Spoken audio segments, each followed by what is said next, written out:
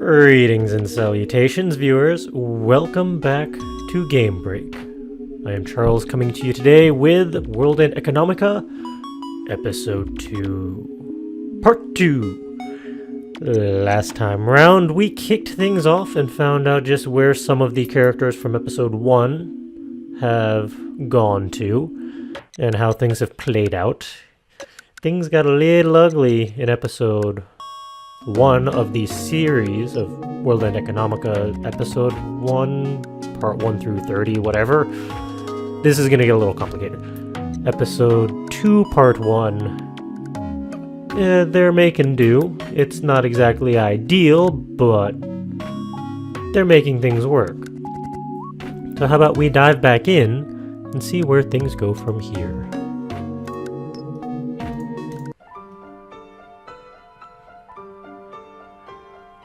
There were many categories of truth, but I'm still grateful even now that you came to me then, even if you didn't want to. Right, so Chris is that one. Chris looked at me with a suspicious gaze, but then she gave up and started laughing exasperatedly when I met that look with an honest face. Then I'll just be grateful too. I'd appreciate it if you were. Chris giggled, took a few deep breaths, and continued talking. Anyway, Haru. Yes, milady. When I answered with mock respect, Chris looked at me with a mix of happiness and annoyance. Chris liked being teased, but so I couldn't help it. Don't make fun of me for this. I would never. What is it? The gift. Can I open it? As I thought about that, my eyes wandered to her bosom. Really? Holding on to that parcel affectionately, Chris looked like a girl who had just woken up, still embracing something. I moved my gaze from the bag back to her face before responding. Of course. Go ahead. Yay! Chris looked truly happy as she opened the gift.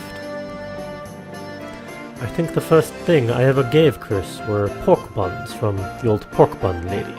Well, where else are you going to get pork buns? At that time, Chris was on guard like a feral cat being fed by a human for the first time.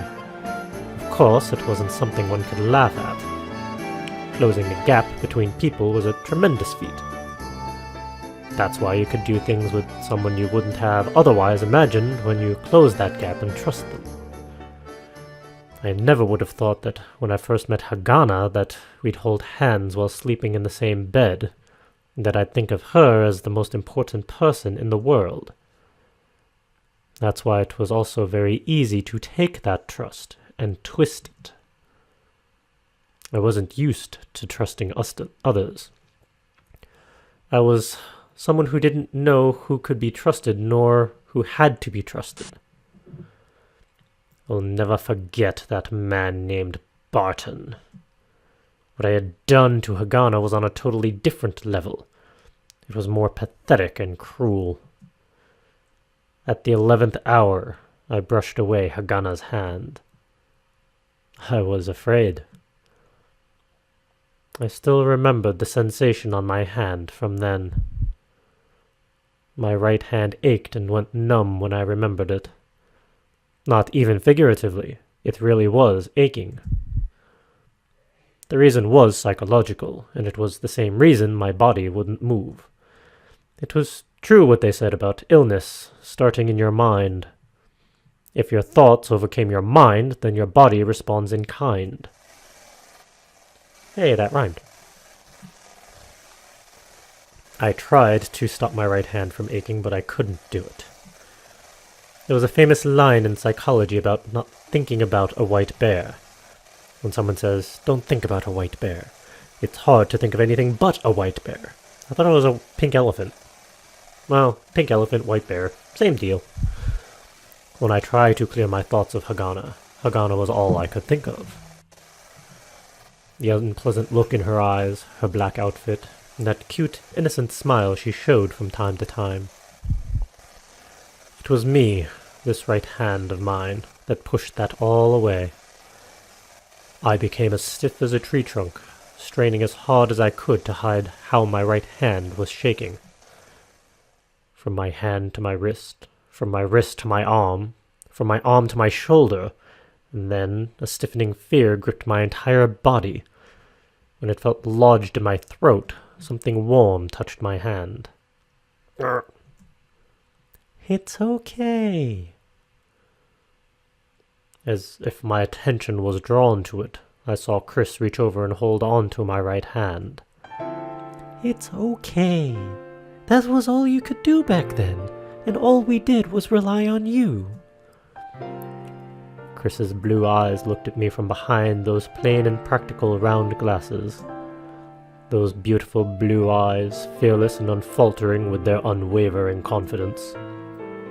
Charmed by the sight, I felt things turn back slowly as my spiral of failure came to an end. Chris had stopped these seizure-like episodes of mine many times over these last few years.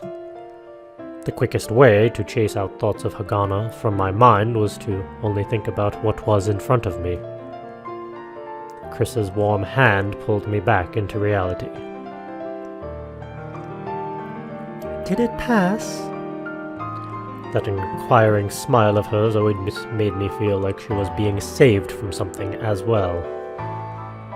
It was one of the strange aspects of Chris, even though I was the one being saved.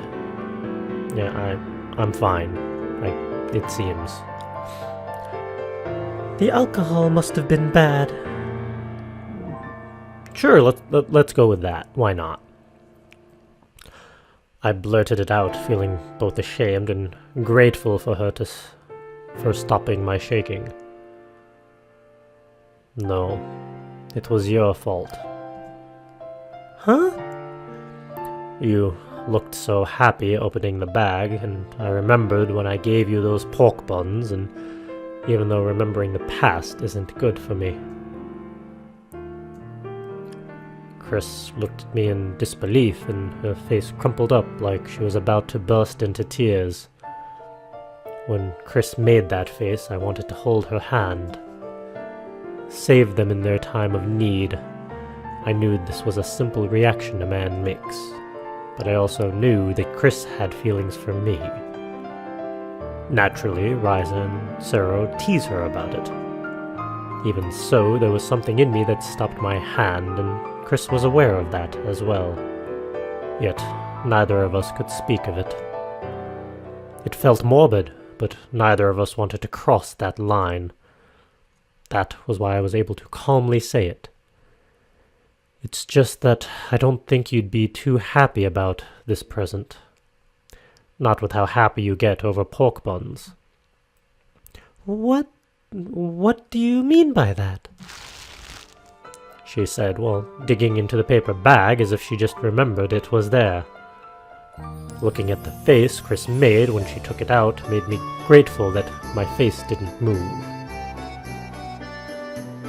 If it did, I'd probably have a sinister sneer on my face that would anger even the ever-tolerant Chris. A brush? It's a high-end item made of boar bristles. Boar? That's... huh. Oh. Make yourself pretty by brushing your hair a bit. I took the brush from Chris's hand and put it against her golden bird's nest of a head. Chris actually jumped back and ran, so I didn't actually brush her. Her face went red, so I didn't chase after her. Chris had her back against the wall. I stroked the bristles of the brush with my fingers before tossing it over to her. Oh, jeez. Instead of scratching your head while you're studying, you can run the brush through your hair. I faced her directly and pushed up the corners of my mouth with my fingers and casted an amorous glance at her as she groaned. Naturally, Ryza and Zero teased her about it. Chris gave me a hand as I tried to stand up on my crutches. She looked a little concerned when I stood up before her. I looked at the brush in Chris's hand without looking at her face and spoke. Well, just like me.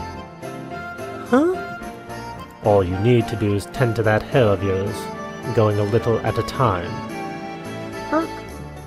That's what you always do when you come up against a hard problem, isn't it? That was what she had said to me over and over again until I was finally able to move my body. She choked back what she was going to say, then nodded in resignation. My hair is curly. Not according to this image, it's more everywhere. I laughed intentionally and brushed up the corners of my mouth with my fingers. She looked at me reproachfully, but said shortly, I'll treasure it. Yeah. Saying this, I looked at my tablet clock. I need to get back to work. Oh. It's going on until the middle of the night, isn't it? I'll come again. Riza will be on me about it too. You won't come back unless Riza tells you to. Chris stared right at me.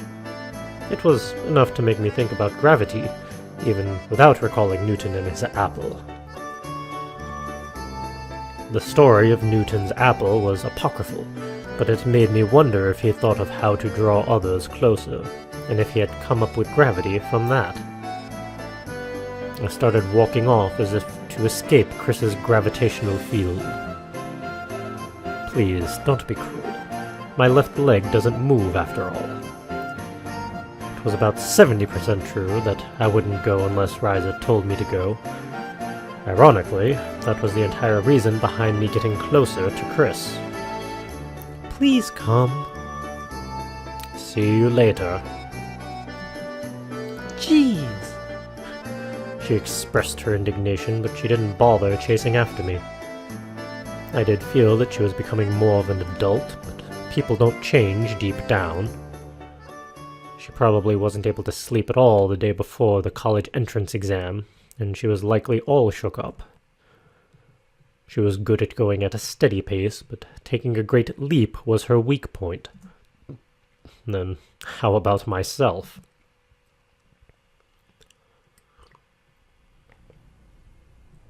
I gave a slight sigh after I left the dim apartment complex from which all the cheerful voices came. People didn't change deep down. It was a different story when they were rotten to the core. I took off walking, dragging my foot as I hobbled along with my crutches.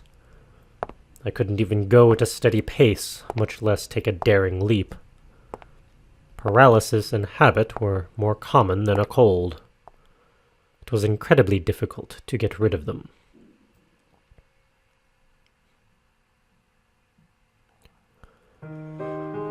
Lunar Surface Humanitarian University, Law Department, Legal Studies, 2nd Division. That was the name of the university and department I was fortunate enough to sneak my way into a year ago. But because the 2nd Division is all E-classrooms, I've never been to the actual campus. It was near Lunar City University, which produced the leading intellects in Newton City, but I couldn't imagine going. It was probably filled with wealthy female terror migrants making a clamor. The increase in population and the influx of school-aged individuals coming to the lunar surface had caused new educational institutions to pop up. If it didn't then, there would be no way for someone like me, who hadn't even completed elementary school, to sneak in. It was a lot of hard work, and I did have 2 Lunar Surface City College students tutor me. Riza studied theological history at the Lunar Surface City College, and Zero had a doctorate in engineering. It probably would have cost a fortune if I asked the firm to get me a tutor. I wasn't sure which field to go into and ended up in law. To succeed on the lunar surface, you either needed an MBA or you had to be really good at mathematics. The point was to study abstract things using pen and paper. That was because the more you touched something in the real world, the more friction slowed down. The guy making semiconductors in the factory is like a guy going down a road on foot. The guy directing that factory is the one going down it in a car.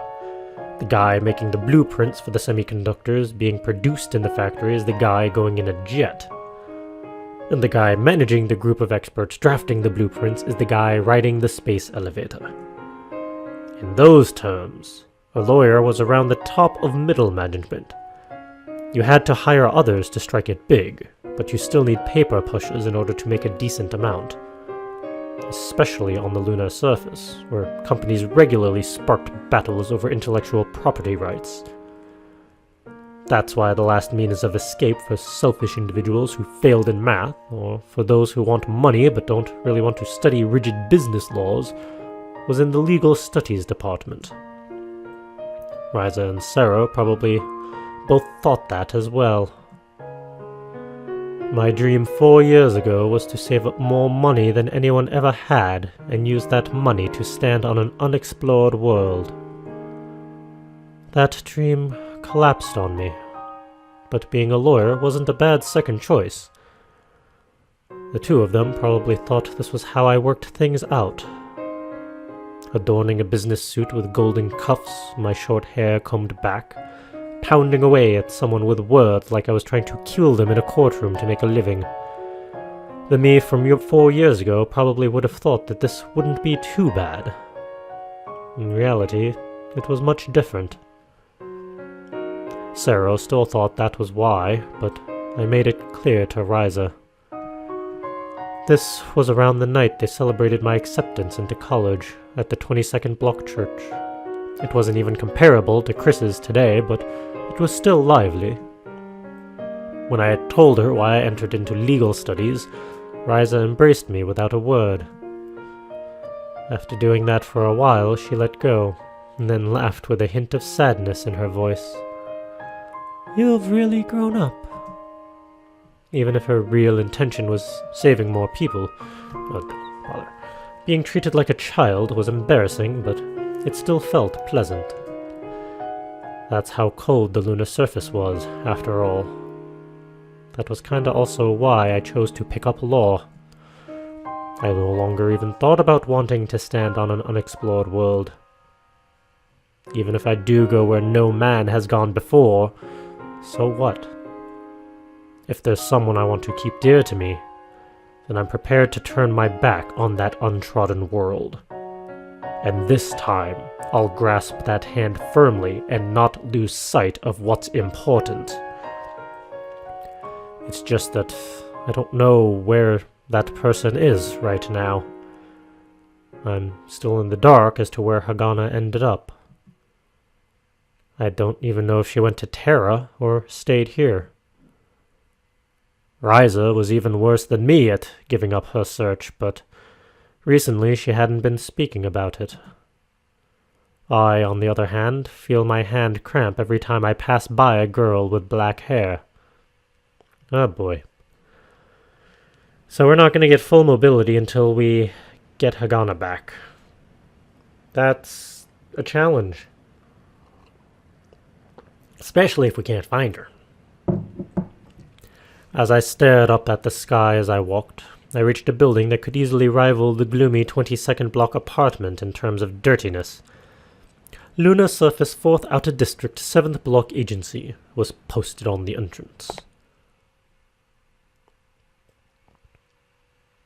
Oof. Making my way past the first floor filled with people filing complaints and paperwork, someone called out to me abruptly when I entered the room in the far back on the 3rd floor. You're back already? I didn't think there would be anyone here, but a somber, long-haired girl was around to greet me.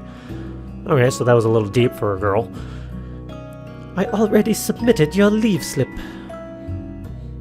With a face like mine, it's hard to stay at a party. I said everything with a straight face.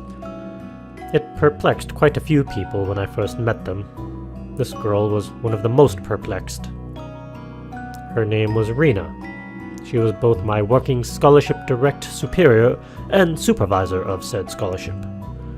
Whether or not I received my meager salary, if any, all depended on Rina's assessment of my work as I studied while living in the dorms. She was the kind who wore skirts made of cheap materials that reached down to her shoes, usually had a shawl or cardigan, and had her long black hair tied up. Everyone from Terra tells me that this was the typical image of a government employee. I was inclined to agree. Here, there were people who could earn 1,000,000 mools in the span of a single night. Depending on how much effort you put in, you got better odds of becoming wealthy on the lunar surface than on Terra. That was one of its biggest selling points. People who came here to work in a government position where your pay doesn't increase no matter how hard you try were either stupid individuals with no capacity or foolish weirdos with a burning sense of duty. You could say Rina was one of them. I was neither one of those. Neither a fool nor an idiot, but something lower than human. I can't tell when you're telling a joke. Rina tilted her head to the side and wore a troubled smile that fit her more than Chris's fit hers. She was probably much older than me. It would be unwise to say she's probably about the same age as Riza. But Rina was very childish. She might have been cute if she were shorter, but since she was rather tall, it made her seem even dumber. Half joking, half honest. Ever since you came here, you've always put me in a bind like this. More importantly, why is nobody here? Upon being asked a question she probably couldn't answer, Rina looked around the room courteously and gave a troubled-looking smile. Because it's lunchtime. It's still 10 minutes early, though. Everyone gets hungry. I was annoyed with what she said, but it was pointless to get angry at her. Those of exceptional talent were regularly snatched up for better positions. As government offices were at the absolute bottom, even if their academic backgrounds were fantastic, it ended up being a nest of worthless individuals. This resulted in a gathering of the most well-meaning, clumsy, or diligent people available. Like Rina, who could be either. Which is the most overdue? Let's start from there. Not to worry. I already went over them all. Rina smiled lazily, but I knew that she had a bunch of work thrown at her filed under miscellaneous.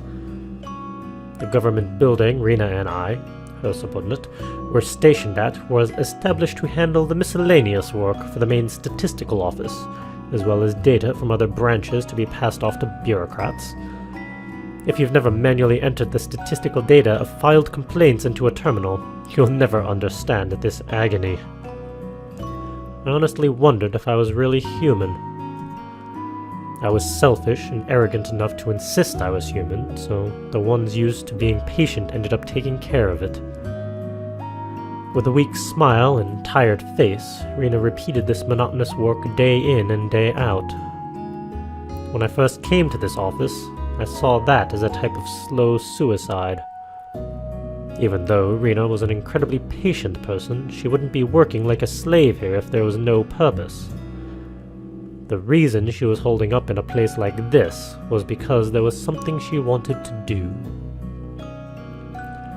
More importantly, there have been a few petitions circling around again. That was the only spurt of green in Rina's otherwise withered grass-like hue. You're doing it right now. You should at least go to lunch. Then I'll buy something that I can eat with my other hand. Haru, will you go ahead and read it? Rina, who normally seemed like she would be blown away by the wind at any moment, had a sparkle in her eyes. I was handed the documents of goods that never seemed to run out, even though the lunar surface had no resources.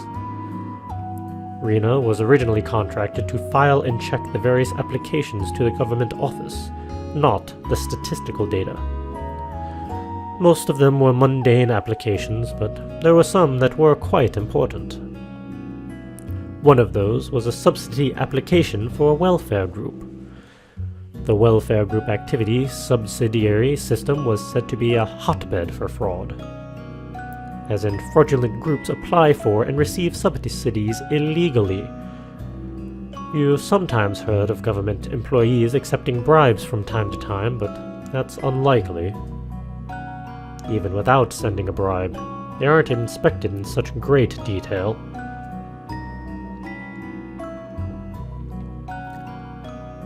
Were there any that looked real?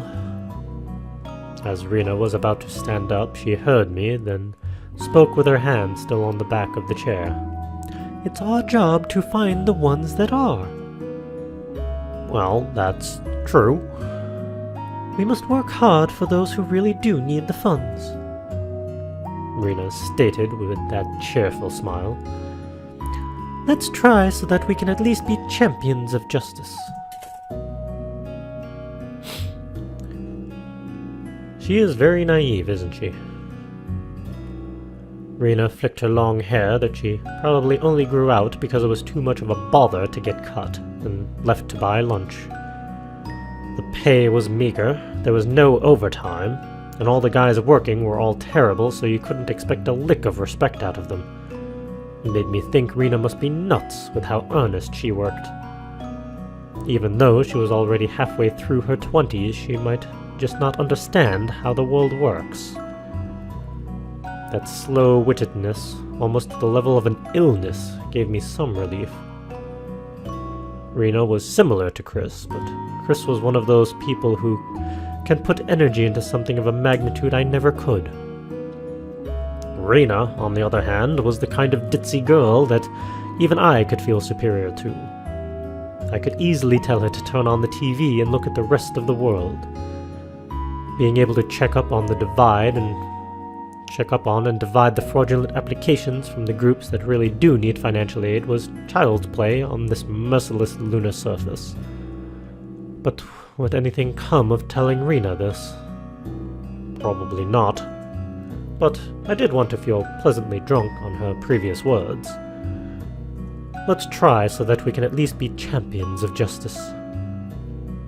I couldn't become a hero, so I wanted to at least be a meager champion of justice. That phrase, it was like beer. There was a sweet, intoxicating appeal to it. It carried, too, a similar bitterness.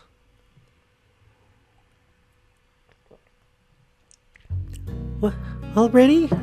This is all? Rena blurted out when she returned with a sandwich that was probably from a food cart in the neighborhood streets. The ploys used are all pretty standard, all figured out easily by looking up the phone number and address. Using a private phone service and fabricated address, or something like that? That's right. I noted the phone numbers of groups that have received funds, and I ended up with quite a few duplicates. Terrible that they couldn't even do such a rudimentary check. Rena slumped her shoulders as she said that, but this was inescapable. There was a serious lack of government workers, and there were few systems in place to handle such things. They just couldn't deal with each and every small denomination financial aid scam.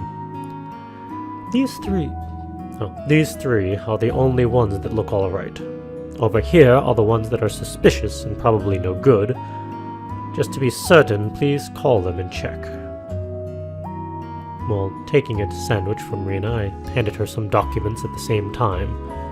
Those which weren't using private telephone services and fabricated addresses. Of most of those which were fraudulent, the bank accounts given were real, but the phone numbers and addresses, while actually existing, were false. Even still, they might get lucky during inspection and receive financial aid. Last time, all 7 of 7 turned out to be bogus.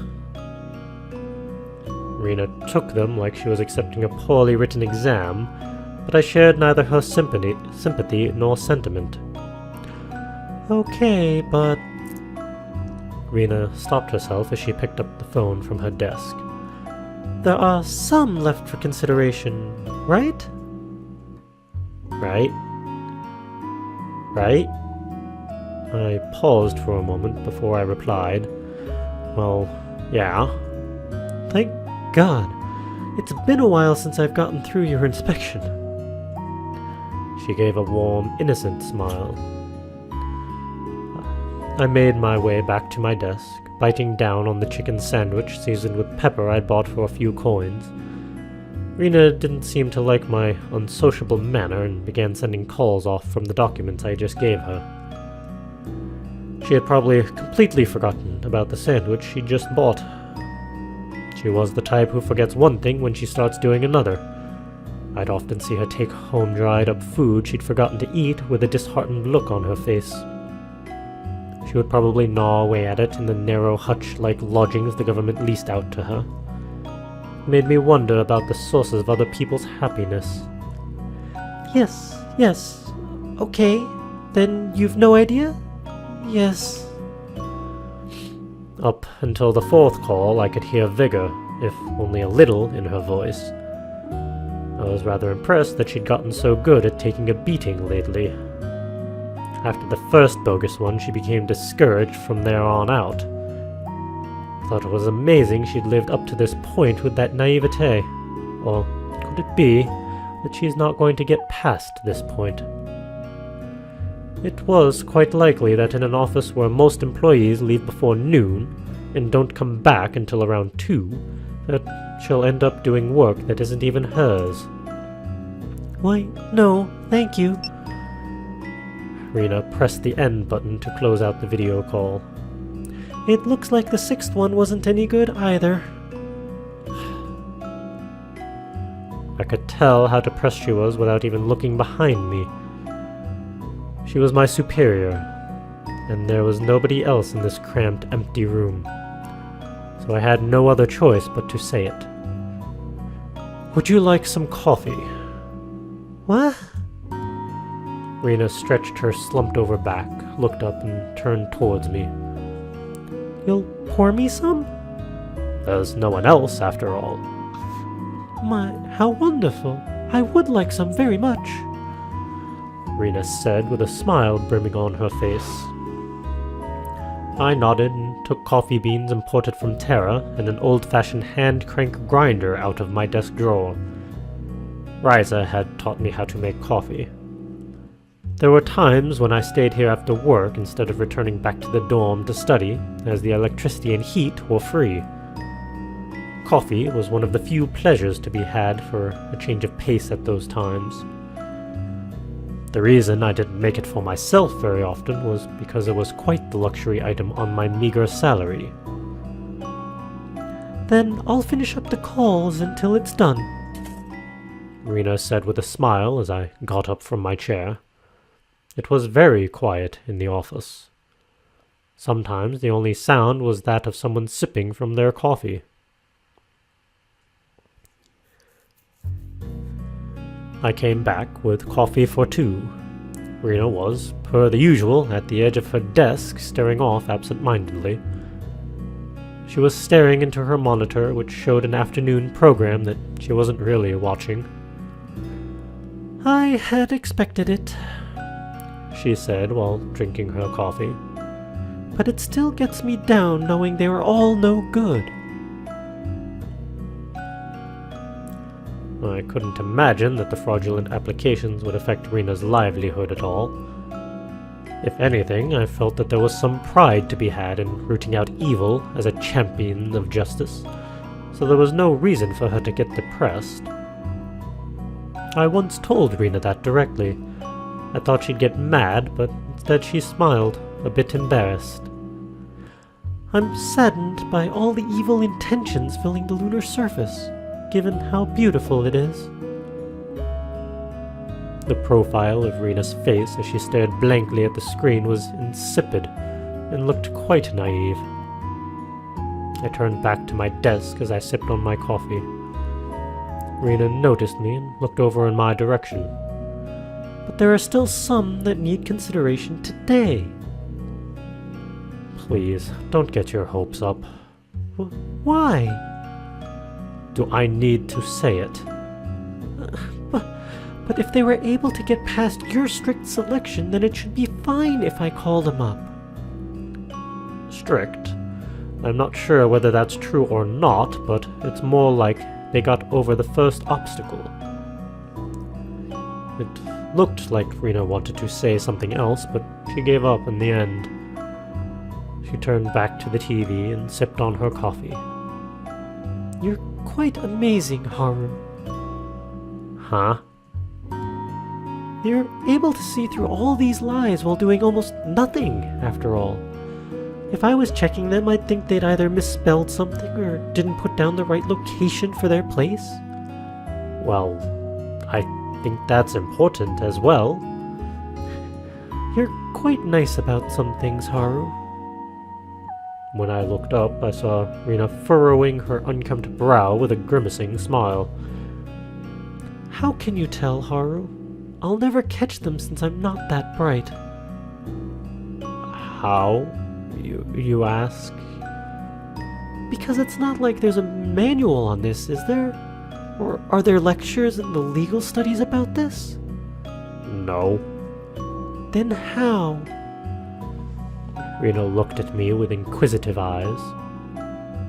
Most people stopped assuming every question has an answer by the time they were teenagers. Looking beyond Rena towards the show she was watching, I responded. Intuition. No way. You can't notice a phone number is from a private phone service by intuition. Also, how could you tell it's suspicious if both the number and address are real?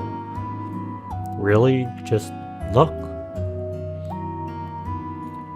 Rena appeared displeased. Her mouth was quivering, but she didn't say anything as usual. Rena was probably asking me seriously, and I should have just answered her properly. But if I did that, it'll make me start recalling stuff I don't want to remember. An application for financial aid was a kind of presentation, explaining who wants how much, to what end, and where they were. During my teen years, I looked at tons of those presentations. That program Rena was watching it, but not really paying attention, was just about that. Everyone young and old was enthralled by that here on the lunar surface, with its extreme wealth disparity. I think that's amazing, so it makes me think you'll be good at this. Which I think is a good breaking point for this episode, as we are pretty much out of time. So it seems like we're getting well enough along with Chris. Can't seem to find Hagana. She has disappeared. Done her ninja routine. And now we have Rena, who is kind of like Ryza, but childish, despite being in the government. Which, we're not going to get into politics on this channel if we can help it, but there's something there.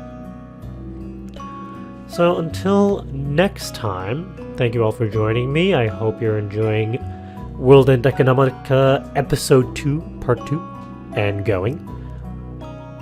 I'll see you all next week for Episode 3, and who knows, maybe we'll start tracking down Hagana, maybe we'll see just what is in store for Haru. And until next time, go be creative. Go enjoy some stories, go create stories of your own and share them with others so we can all have some fun. And I'll see you all next time.